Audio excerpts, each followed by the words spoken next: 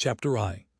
Now, since virtue is concerned with the regulation of feelings and actions, and praise and blame arise upon such as are voluntary, while for the involuntary allowance is made, and sometimes compassion is excited, it is perhaps a necessary task for those who are investigating the nature of virtue to draw out the distinction between what is voluntary and what involuntary, and it is certainly useful for legislators, with respect to the assigning of honors and punishment.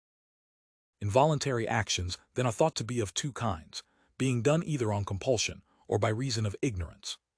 An action is, properly speaking, compulsory, when the origination is external to the agent, being such that in it the agent, perhaps we may more properly say the patient, contributes nothing, as if a wind were to convey you anywhere, or men having power over your person. But when actions are done, either from fear of greater evils, or from some honorable motive, as for instance, if you were ordered to commit some base act by a despot who had your parents or children in his power, and they were to be saved upon your compliance or die upon your refusal, in such cases there is room for a question whether the actions are voluntary or involuntary.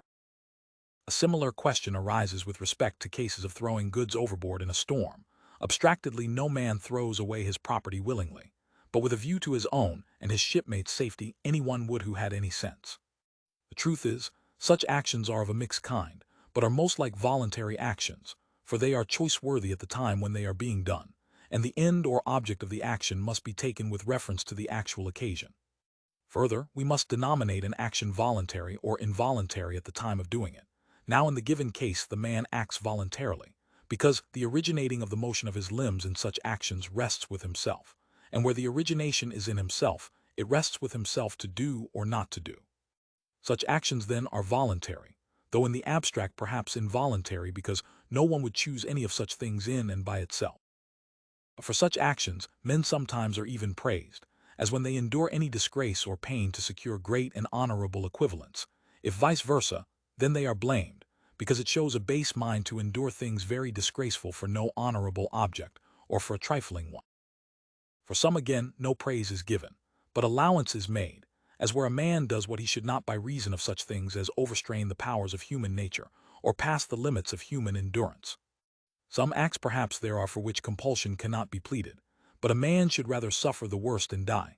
How absurd, for instance, are the pleas of compulsion with which Alcmaeon in Euripides' play excuses his matricide.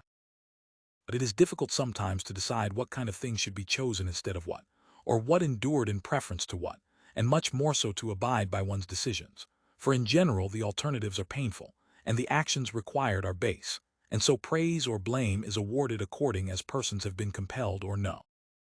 What kind of actions, then, are to be called compulsory? We say, simply and abstractedly, whenever the cause is external and the agent contributes nothing, and that where the acts are in themselves such as one would not wish but choice-worthy at the present time and in preference to such and such things, and where the origination rests with the agent, the actions are in themselves involuntary but at the given time and in preference to such and such things voluntary, and they are more like voluntary than involuntary, because the actions consist of little detail. And these are voluntary. But what kind of things one ought to choose instead of what, it is not easy to settle, for there are many differences in particular instances. But suppose a person should say, things pleasant and honorable exert a compulsive force, for that they are external and do compel. At that rate every action is on compulsion, because these are universal motives of action. Again, they who act on compulsion and against their will do so with pain, but they who act by reason of what is pleasant or honorable act with pleasure. It is truly absurd for a man to attribute his actions to external things instead of to his own capacity for being easily caught by them. One, or again, to ascribe the honorable to himself, and the base ones to pleasure. So then that seems to be compulsory, whose origination is from without, the party compelled contributing nothing. Chapter II. Now every action of which ignorance is the cause is not voluntary, but that only is involuntary which is attended with pain and remorse. For clearly the man who has done anything by reason of ignorance, but is not annoyed at his own action, cannot be said to have done it with his will because he did not know he was doing it, nor again against his will because he is not sorry for it. So then of the class acting by reason of ignorance, he who feels regret afterwards is thought to be an involuntary agent, and him that has no such feeling, since he certainly is different from the other, we will call a not voluntary agent, for as there is a real difference it is better to have a proper name. Again, there seems to be a difference between acting because of ignorance and acting with ignorance. For instance, We do not usually assign ignorance as the cause of the actions of the drunken or angry man, but either the drunkenness or the anger, yet they act not knowingly but with ignorance. Again, every bad man is ignorant what he ought to do and what to leave undone, and by reason of such error men become unjust and wholly evil. Again, we do not usually apply the term involuntary when a man is ignorant of his own true interest. 2. Because ignorance which affects moral choice. 3. Constitutes depravity but not involuntariness, nor does any ignorance of principle, because for this men are blamed, but ignorance in particular details, wherein consists the action and wherewith it is concerned, for in these there is both compassion and allowance. Because he who acts in ignorance of any of them acts in a proper sense, involuntarily. It may be as well, therefore, to define these particular details, what they are, and how many, viz. Who acts what he is doing with respect to what or in what, sometimes with what, as with what instrument and with what result, 4. As that of preservation, for instance, and how, as whether softly or violently. All these particulars in one and the same case, no man in his senses could be ignorant of, plainly not of the agent, being himself. But what he is doing a man may be ignorant, as men in speaking say a thing escaped them unawares, or as Aeschylus did with respect to the mysteries, that he was not aware that it was unlawful to speak of them, or as in the case of that catapult accident the other day, the man said he discharged it merely to display its operation. Or a person might suppose a sun to be an enemy, as Merope did, or that the spear really pointed was rounded off, or that the stone was a pumice, or in striking with a view to save might kill, or might strike when merely wishing to show another, as people do in sham fighting. Now, since ignorance is possible in respect to all these details in which the action consists, he that acted in ignorance of any of them is thought to have acted involuntarily, and he most so who was in ignorance as regards the most important, which are thought to be those in which the action consists, and the result. Further, not only must the ignorance be of this kind, to constitute an action involuntary, but it must be also understood that the action is followed by pain and regret. Chapter II. Now, since all involuntary action is either upon compulsion or by reason of ignorance, voluntary action would seem to be that whose origination is in the agent, he being aware of the particular details in which the action consists. For it may be, men are not justified by calling those actions involuntary, which are done by reason of anger or lust. Because, in the first place, if this be so, no other animal but man, and not even children, can be said to act voluntarily. Next, is it meant that we never act voluntarily when we act from lust or anger, or that we act voluntarily in doing what is right and involuntarily in doing what is discreditable? The latter supposition is absurd, since the cause is one and the same. Then, as to the former, it is a strange thing to maintain actions to be involuntary which we are bound to grasp at. Now there are occasions on which anger is a duty. 5, and there are things which we are bound to lust after. 6. Health, for instance, and learning. Again, whereas actions strictly involuntary are thought to be attended with pain, those which are done to gratify lust are thought to be pleasant. Again, how does the involuntariness make any difference? 7. Between wrong actions done from deliberate calculation and those done by reason of anger. For both ought to be avoided, and the irrational feelings are thought to be just as natural to man as reason, and so of course must be such actions of the individual as are done from anger and lust. It is absurd, then, to class these actions among the involuntary. Chapter IV. Having thus drawn out the distinction between voluntary and involuntary action, our next step is to examine into the nature of moral choice, because this seems most intimately connected with virtue, and to be a more decisive test of moral character than a man's acts are. Now, moral choice is plainly voluntary, but the two are not coextensive, voluntary being the more comprehensive term.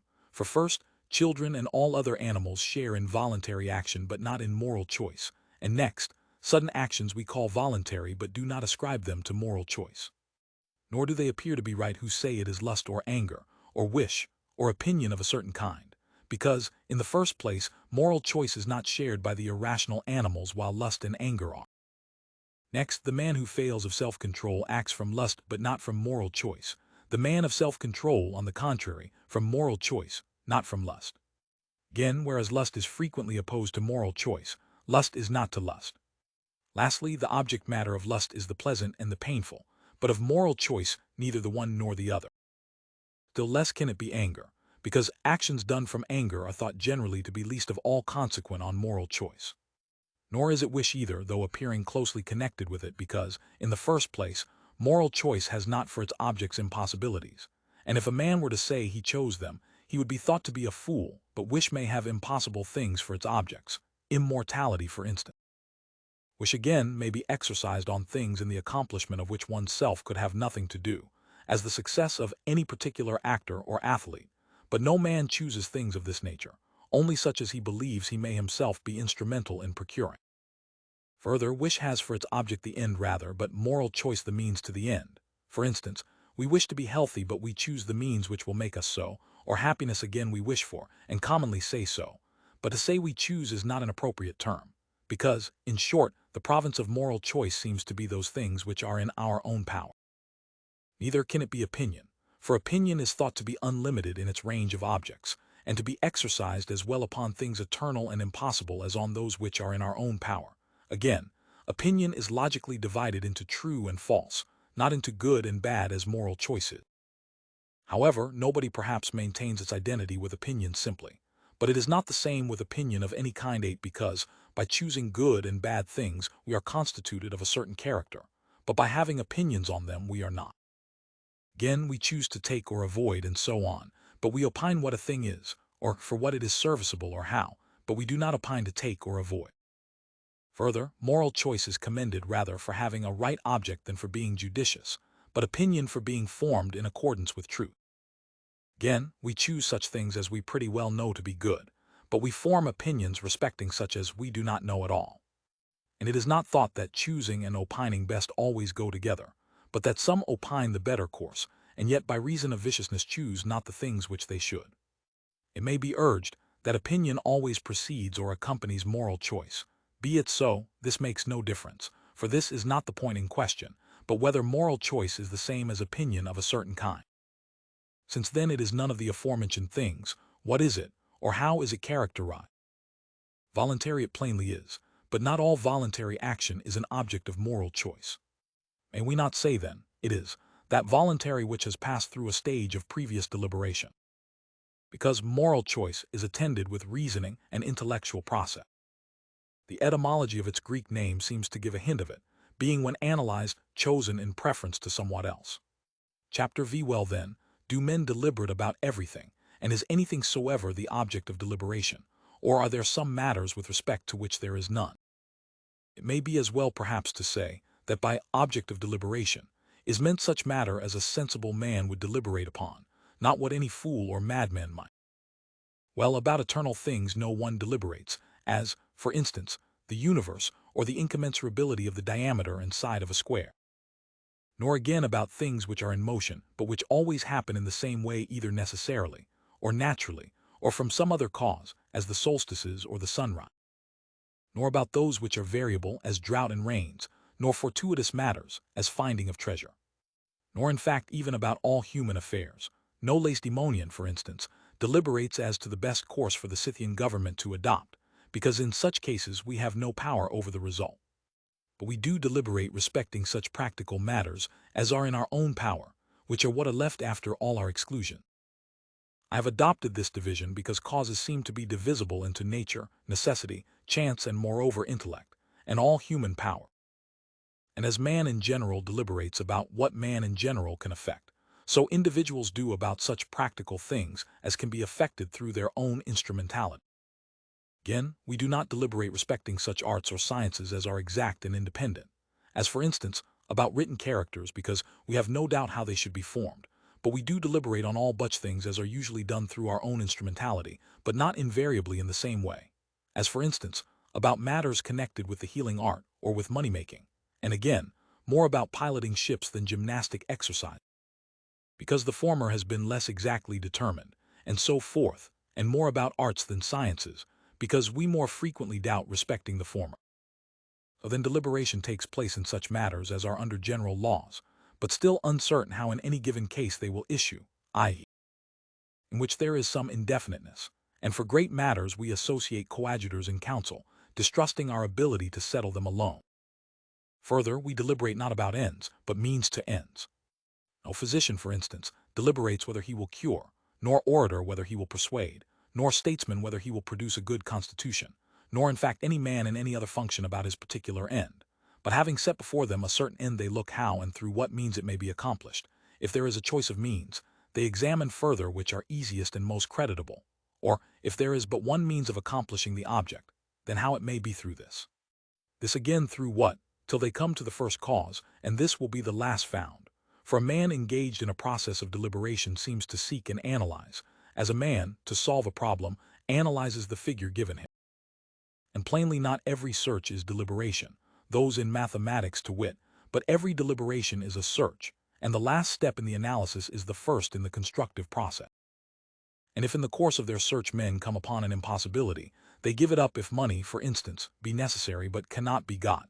But if the thing appears possible, they then attempt to do it. And by possible I mean what may be done through our own instrumentality. Of course, what may be done through our friends is through our own instrumentality in a certain sense, because the origination in such cases rests with us. And the object of search is sometimes the necessary instruments, sometimes the method of using them, and similarly in the rest sometimes through what, and sometimes how or through what nine. So it seems, as has been said, that man is the originator of his actions, and deliberation has for its object whatever may be done through one's own instrumentality, and the actions are with a view to other things, and so it is, not the end, but the means to ends on which deliberation is employed. Nor again is it employed on matters of detail, as whether the substance before me is bread or has been properly cooked, for these come under the province of sense, and if a man is to be always deliberating, he may go on ad infinitum. Further, exactly the same matter is the object both of deliberation and moral choice, but that which is the object of moral choice is thenceforward separated off, and definite 10, because by object of moral choice is denoted that which after deliberation has been preferred to something else. For each man leaves off searching how he shall do a thing when he has brought the origination up to himself, i.e., the governing principle in himself. 11, because it is this which makes the choice. A good illustration of this is furnished by the old regal constitutions which Homer drew from, in which the kings would announce to the commonalty what they had determined before. Now since that which is the object of moral choice is something in our own power, which is the object of deliberation and the grasping of the will, moral choice must be a grasping after something in our own power consequent upon deliberation, because after having deliberated we decide, and then grasp by our will in accordance with the result of our deliberation. 12, let this be accepted as a sketch of the nature and object of moral choice, that object being means to end. Chapter VI. That which has for its object matter the end, has been already stated, but there are two opinions respecting it, some thinking that its object is real good, others whatever impresses the mind with a notion of good. Now those who maintain that the object of wish is real good are beset by this difficulty, that what is wished for by him who chooses wrongly is not really an object of wish, because, on their theory, if it is an object of wish it must be good, but it is, in the case supposed, evil. Those who maintain, on the contrary, that that which impresses the mind with a notion of good is properly the object of wish, have to meet this difficulty, that there is nothing naturally an object of wish but to each individual whatever seems good to him. Now different people have different notions, and it may chance contrary one. But if these opinions do not satisfy us, may we not say that, abstractedly and as a matter of objective truth, the really good is the object of wish, but to each individual whatever impresses his mind with the notion of good. 13, and so to the good man that is an object of wish which is really and truly so, but to the bad man anything may be, just as physically those things are wholesome to the healthy which are really so, but other things to the sick. And so too of bitter and sweet, and hot and heavy, and so on. For the good man judges in every instance correctly, and in every instance the notion conveyed to his mind is the true one. For there are fair and pleasant things peculiar to, and so varying with, each state, and perhaps the most distinguishing characteristic of the good man is his seeing the truth in every instance, he being, in fact, the rule and measure of these matters. The multitude of men seem to be deceived by reason of pleasure, because though it is not really a good it impresses their minds with the notion of goodness, so they choose what is pleasant as good and avoid pain as an evil. Chapter VII. Now since the end is the object of wish, and the means to the end of deliberation and moral choice, the actions regarding these matters must be in the way of moral choice, i.e., voluntary, but the acts of working out the virtues are such actions, and therefore virtue is in our power. And so too is vice, because wherever it is in our power to do it is also in our power to forbear doing, and vice versa. Therefore if the doing being in a given case creditable is in our power, so too is the forbearing which is in the same case discreditable, and vice versa. But if it is in our power to do and to forbear doing what is creditable or the contrary, and these respectively constitute the being good or bad, then the being good or vicious characters is in our power. As for the well-known saying, no man voluntarily is wicked or involuntarily happy, it is partly true, partly false, for no man is happy against his will, of course, but wickedness is voluntary. Or must we dispute the statements lately made, and not say that man is the originator or generator of his actions as much as of his children? But if this is matter of plain manifest fact, and we cannot refer our actions to any other originations beside those in our own power, those things must be in our own power, and so voluntary, the originations of which are in ourselves. Moreover, testimony seems to be borne to these positions both privately by individuals, and by lawgivers too, in that they chastise and punish those who do wrong, unless they do so on compulsion, or by reason of ignorance which is not self-caused, while they honor those who act rightly, under the notion of being likely to encourage the latter and restrain the former. But such things as are not in our own power, i.e., not voluntary, no one thinks of encouraging us to do, knowing it to be of no avail for one to have been persuaded not to be hot, for instance, or feel pain, or be hungry, and so forth, because we shall have those sensations all the same.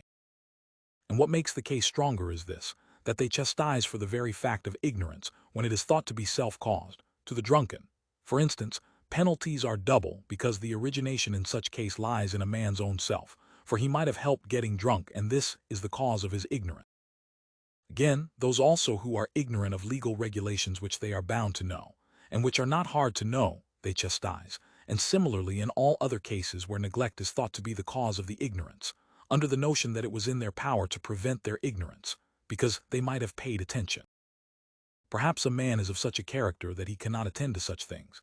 Still, men are themselves the causes of having become such characters by living carelessly, and also of being unjust or destitute of self-control, the former by doing evil actions, the latter by spending their time in drinking and such like, because the particular acts of working form corresponding characters, as is shown by those who are practicing for any contest or particular course of action. For such men persevere in the acts of working. As for the plea that a man did not know that habits are produced from separate acts of working, we reply, such ignorance is a mark of excessive stupidity. Furthermore, it is wholly irrelevant to say that the man who acts unjustly or dissolutely does not wish to attain the habits of these vices, for if a man wittingly does those things whereby he must become unjust, he is to all intents and purposes unjust voluntarily, but he cannot with a wish cease to be unjust and become just. For to take the analogous case, the sick man cannot with a wish be well again, yet in a supposable case he is voluntarily ill because he has produced his sickness by living intemperately and disregarding his physician.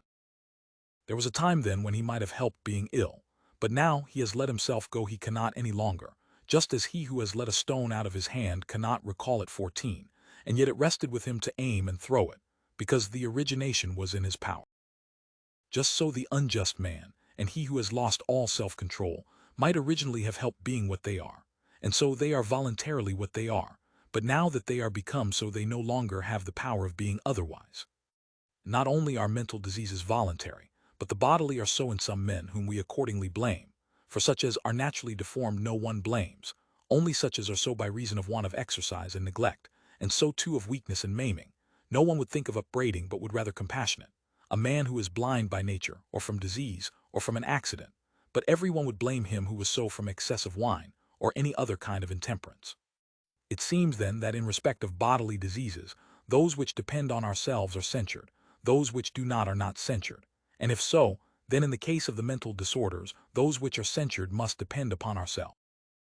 But suppose a man to say, that, by our own admission, all men aim at that which conveys to their minds an impression of good, and that men have no control over this impression, but that the end impresses each with a notion correspondent to his own individual character, that to be sure if each man is in a way the cause of his own moral state, so he will be also of the kind of impression he receives, whereas, if this is not so, no one is the cause to himself of doing evil action, but he does them by reason of ignorance of the true end, supposing that through their means he will secure the chief good.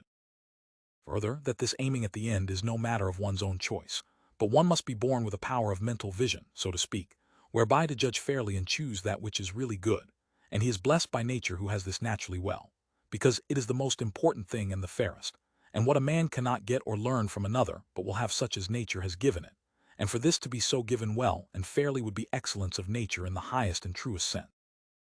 If all this be true, how will virtue be a whit more voluntary than vice? Like to the good man and the bad, the end gives its impression and is fixed by nature, or howsoever you like to say, and they act so and so, referring everything else to this end. Whether then we suppose that the end impresses each man's mind with certain notions not merely by nature, but that there is somewhat also dependent on himself, or that the end is given by nature, and yet virtue is voluntary because the good man does all the rest voluntarily, vice must be equally so, because his own agency equally attaches to the bad man in the actions, even if not in the selection of the end. If then, as is commonly said, the virtues are voluntary, because we at least cooperate 15 in producing our moral states, and we assume the end to be of a certain kind according as we are ourselves of certain characters, the vices must be voluntary also, because the cases are exactly similar. Chapter VII. Well, now, we have stated generally respecting the moral virtues, the genus, in outline, that they are mean states, and that they are habits, and how they are formed, and that they are of themselves calculated to act upon the circumstances out of which they were formed, and that they are in our own power and voluntary, and are to be done so as right reason may direct. But the particular actions and the habits are not voluntary in the same sense, for of the actions we are masters from beginning to end, supposing, of course, a knowledge of the particular details, but only of the origination of the habits, the addition by small particular accessions not being cognizable, as is the case with sicknesses. Still they are voluntary because it rested with us to use our circumstances this way or that. Chapter IX. Here we will resume the particular discussion of the moral virtues, and say what they are, what is their object matter, and how they stand respectively related to it. Of course their number will be thereby shown. First then of courage. Now that it is a mean state, in respect of fear and boldness, has been already said further. The objects of our fears are obviously things fearful or, in a general way of statement, evils, which accounts for the common definition of fear, viz. expectation of evil. Of course we fear evils of all kinds, disgrace, for instance, poverty, disease, desolateness, death, but not all these seem to be the object matter of the brave man, because there are things which to fear is right and noble, and not to fear is base disgrace, for example, since he who fears this is a good man and has a sense of honor, and he who does not fear it is shameless, though there are those who call him brave by analogy, because he somewhat resembles the brave man who agrees with him in being free from fear, but poverty, perhaps, or disease, and in fact whatever does not proceed from viciousness, nor is attributable to his own fault. A man ought not to fear. Still, being fearless in respect of these would not constitute a man brave in the proper sense of the term. Yet we do apply the term 16 in right of the similarity of the cases, for there are men who, though timid in the dangers of war, are liberal men and are stout enough to face loss of wealth. And again, a man is not a coward for fearing insult to his wife or children, or envy, or any such thing, nor is he a brave man for being bold when going to be scourged. What kind of fearful things, then, do constitute the object matter of the brave man? First of all, must they not be the greatest, since no man is more apt to withstand what is dreadful?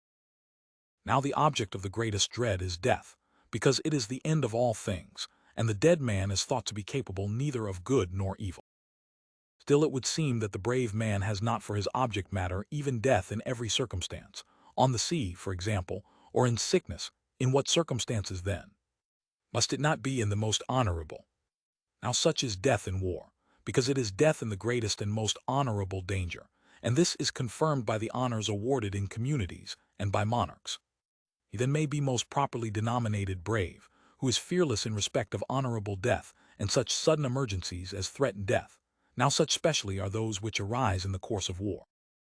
It is not meant but that the brave man will be fearless also on the sea, and in sickness, but not in the same way as seafaring men, for these are light-hearted and hopeful by reason of their experience, while landsmen though brave are apt to give themselves up for lost and shudder at the notion of such a death, to which it should be added that courage is exerted in circumstances which admit of doing something to help oneself, or in which death would be honorable.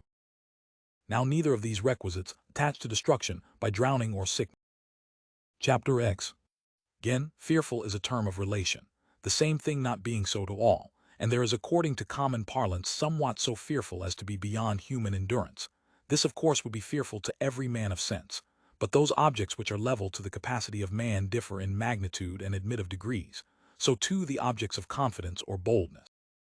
Now the brave man cannot be frighted from his propriety, but of course only so far as he is man. Fear such things indeed he will, but he will stand up against them as he ought and as right reason may direct, with a view to what is honorable, because this is the end of the virtue. Now it is possible to fear these things too much, or too little, or again to fear what is not really fearful as if it were such. So the errors come to be either that a man fears when he ought not to fear at all, or that he fears in an improper way, or at a wrong time, and so forth, and so too in respect of things inspiring confidence. He is brave then who withstands and fears, and is bold in respect of right objects, from a right motive in right manner, and at right times, since the brave man suffers or acts as he ought, and as right reason may direct. Now the end of every separate act of working is that which accords with the habit, and so to the brave man courage, which is honorable, therefore such is also the end, since the character of each is determined by the end. 17. So honor is the motive from which the brave man withstands things fearful, and performs the acts which accord with courage. Of the characters on the side of excess, he who exceeds in utter absence of fear has no appropriate name. I observed before that many states have none. But he would be a madman or inaccessible to pain if he feared nothing, neither earthquake, nor the billows, as they tell of the Celts. He again who exceeds in confidence in respect of things fearful is rash. Is thought moreover to be a braggart, and to advance unfounded claims to the character of brave. The relation which the brave man really bears to objects of fear, this man wishes to appear to bear, and so imitates him in whatever points he can. For this reason most of them exhibit a curious mixture of rashness and cowardice, because, affecting rashness in these circumstances, they do not withstand what is truly fearful. The man, moreover, who exceeds in feeling fear is a coward, since there attach to him the circumstances of fearing wrong objects, in wrong ways, and so forth. He is deficient also in feeling confidence, but he is most clearly seen as exceeding in the case of pains. He is a faint-hearted kind of man, for he fears all things. The brave man is just the contrary, for boldness is the property of the light-hearted and hopeful. So the coward, the rash, and the brave man have exactly the same object matter, but stand differently related to it. The two first mentioned respectively exceed and are deficient. The last is in a mean state, and as he ought to be. The rash again are precipitate, and being eager before danger, when actually in it fall away, while the brave are quick and sharp in action, but before are quiet and composed. Well then, as has been said, courage is a mean state in respect of objects inspiring boldness or fear, in the circumstances which have been stated, and the brave man chooses his line and withstands danger either because to do so is honorable, or because not to do so is base. But dying to escape from poverty, or the pangs of love, or anything that is simply painful, is the act not of a brave man but of a coward, because it is mere softness to fly from what is toilsome, and the suicide braves the terrors of death not because it is honorable but to get out of the reach of evil. Chapter XI. Courage proper is somewhat of the kind I have described, but there are dispositions, differing in 5 ways 18, which also bear in common parlance the name of courage. You will take first that which bears most resemblance to the true, the courage of citizenship, so named because the motives which are thought to actuate the members of a community in braving danger are the penalties and disgrace held out by the laws to cowardice, and the dignities conferred on the brave, which is thought to be the reason why those are the bravest people among whom cowards are visited with disgrace, and the brave held in honor. Such is the kind of courage Homer exhibits in his characters, Diomed and Hector for example. The latter says, Polydamas will be the first to fix disgrace upon me. Diomed again, for Hector surely will hereafter say, speaking in Troy, Tydides by my hand. This I say most nearly resembles the courage before spoken of, because it arises from virtue, from a feeling of shame, and a desire of what is noble, that is, of honor, and avoidance of disgrace which is base. In the same rank one would be inclined to place those also who act under compulsion from their commanders, yet are they really lower, because not a sense of honor but fear is the motive from which they act, and what they seek to avoid is not that which is base but that which is simply painful. Commanders do in fact compel their men sometimes, as Hector says, to quote Homer again, but whomsoever I shall find cowering afar from the fight, the teeth of dogs he shall by no means escape.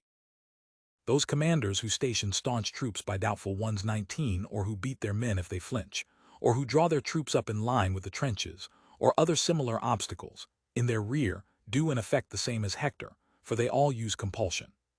But a man is to be brave, not on compulsion but from a sense of honor.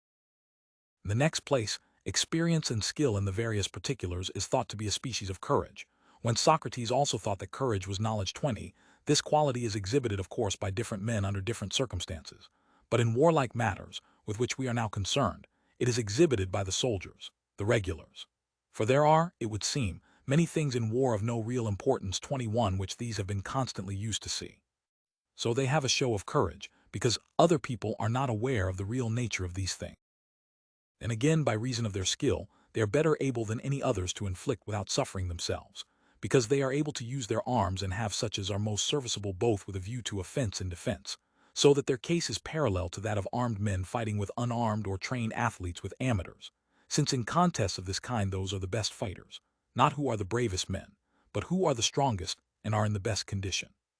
In fact, the regular troops come to be cowards whenever the danger is greater than their means of meeting it, supposing, for example, that they are inferior in numbers and resources.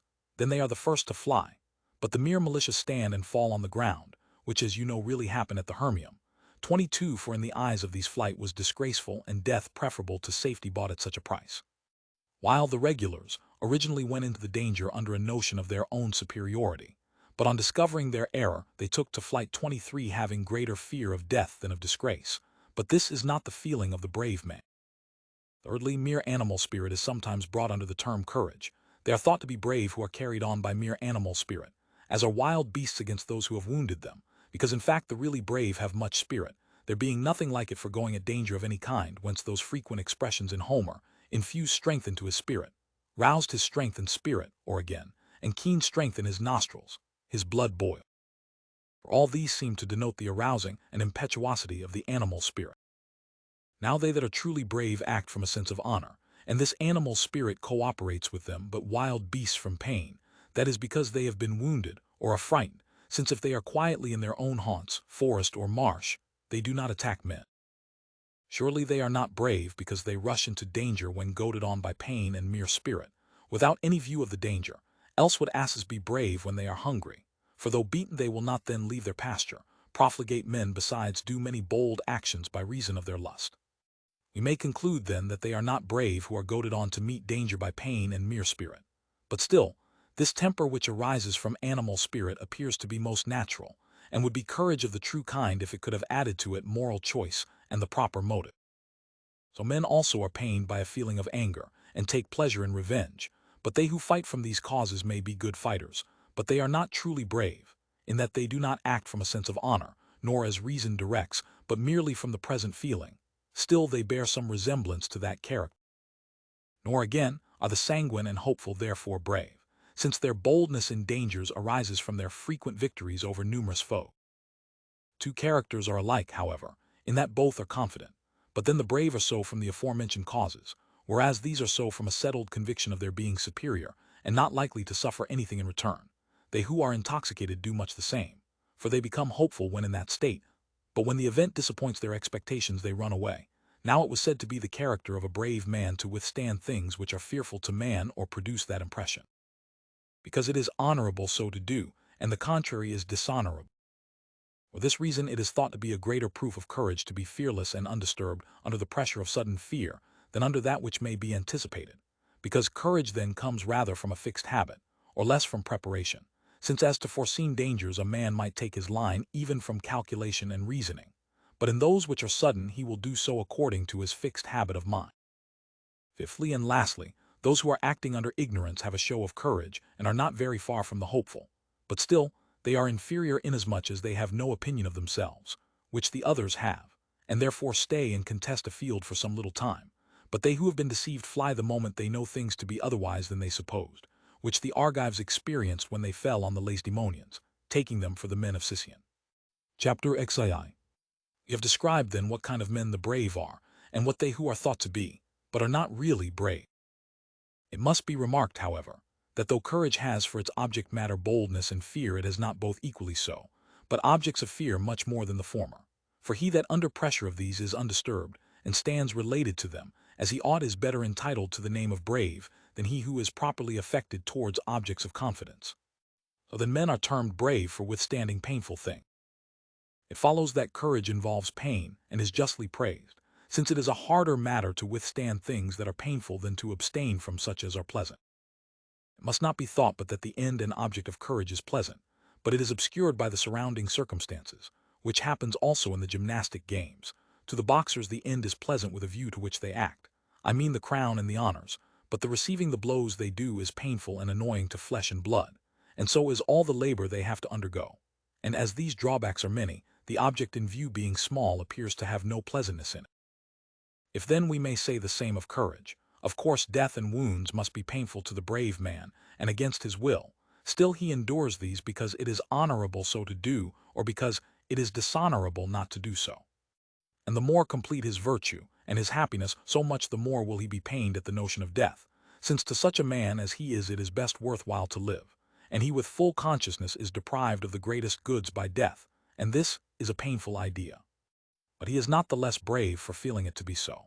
Nay, rather it may be he is shown to be more so, because he chooses the honor that may be reaped in war in preference to retaining safe possession of these other goods.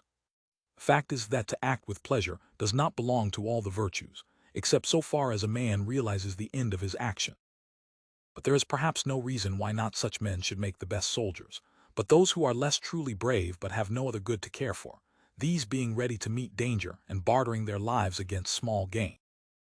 Let thus much be accepted as sufficient on the subject of courage, the true nature of which it is not difficult to gather, in outline at least, from what has been said.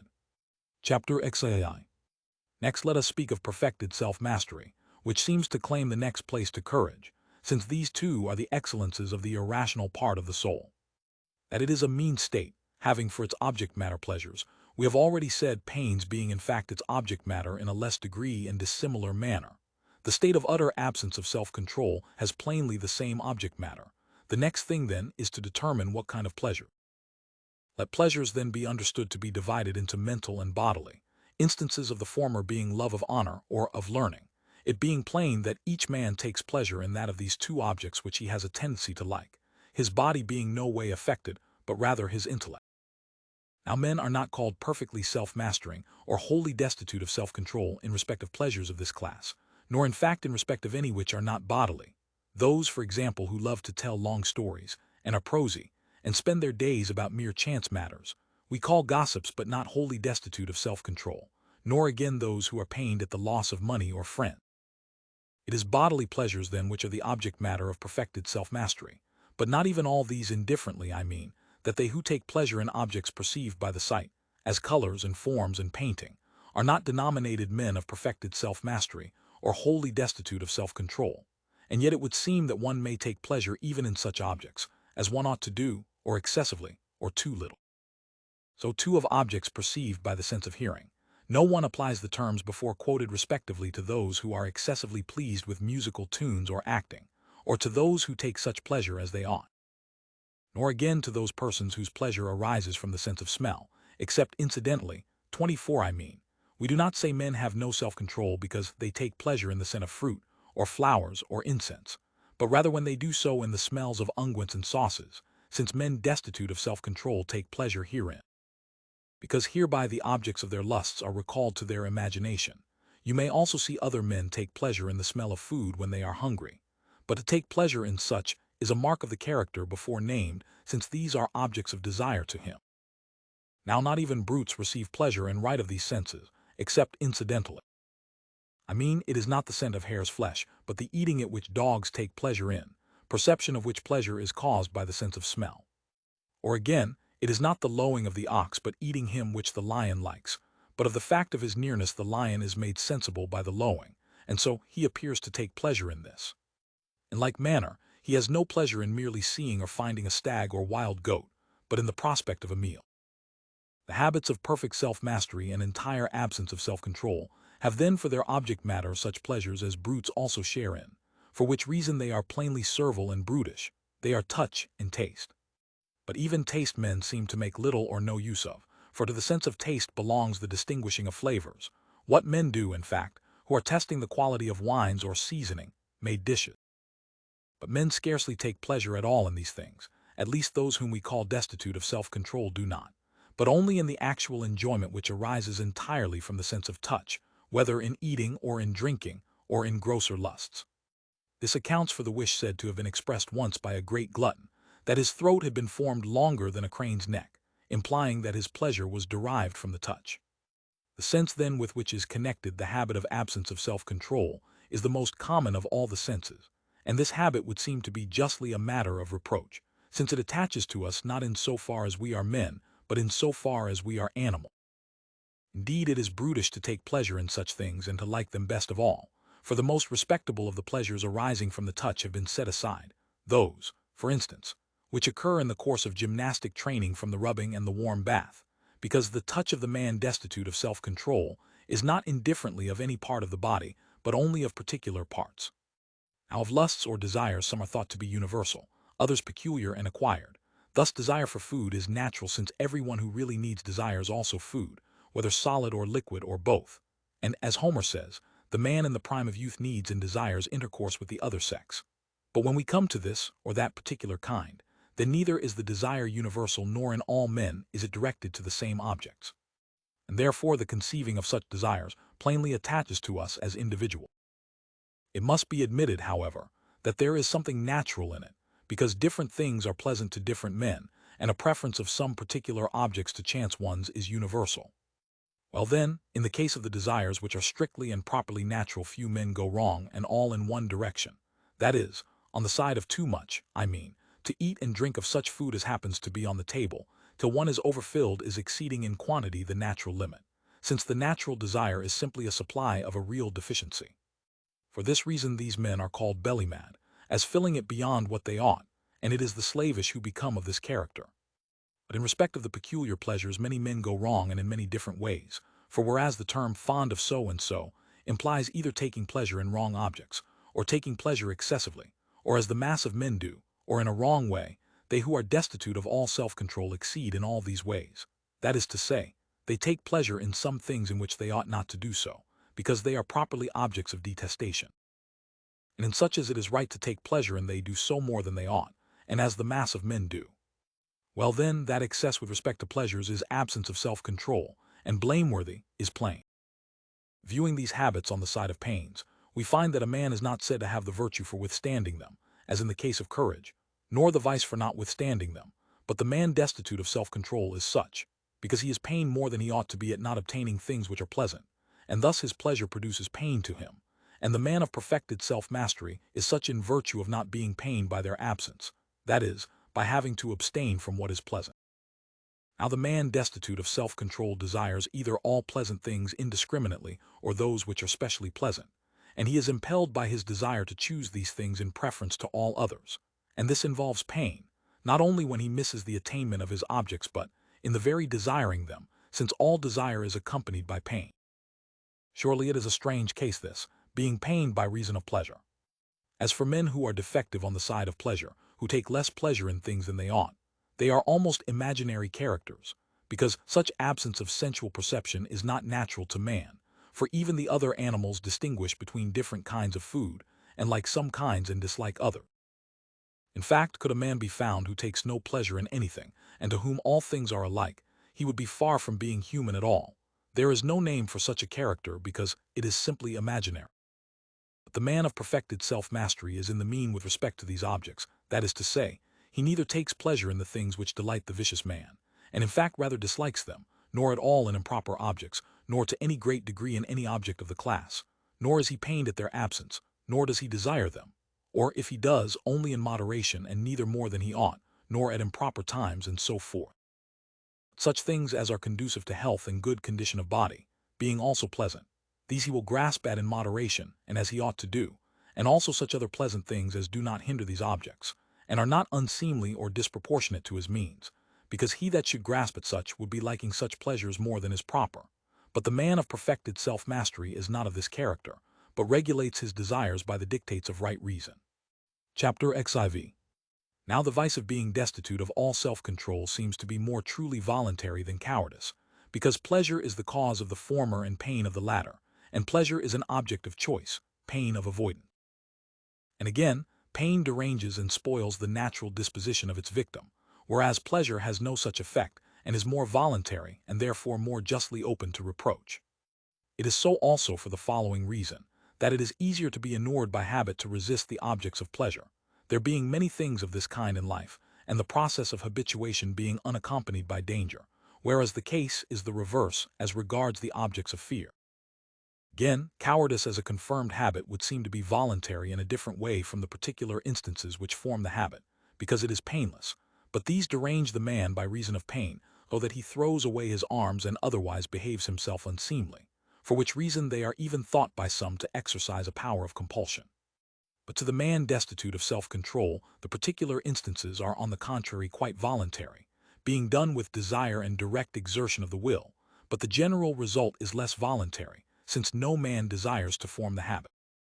The name of this vice, which signifies etymologically unchastenedness, we apply also to the faults of children, there being a certain resemblance between the cases, to which the name is primarily applied, and to which secondarily or derivatively is not relevant to the present subject, but it is evident that the later in point of time must get the name from the earlier.